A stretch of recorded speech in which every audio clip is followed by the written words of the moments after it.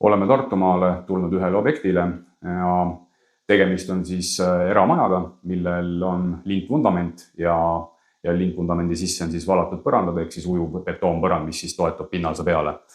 Ja kliendi peamine mure on see, et maja välis siis vundamendi servadest on põrandad vajunud ja et klient soovib, et siis põrandad tõstetakse uuesti üles tagasi ja et niimoodi, et ei ohustaks siis mitte mingisuguseid kommunikatsioone.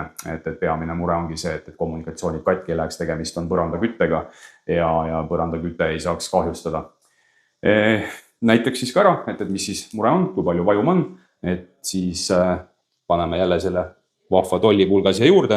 Praegu vaatad, mull on paigast ära ja kui me tõstame mulli paika, et kui ma vaatan siit otsast, siis on lausa 2 sentimeetrit, nii et päris palju. Kui ma vaatan laserloodiga, siis laserlood näitab meile, ütleme 24-25 millimeetrit on siin konkreetselt vajum, mida on palju.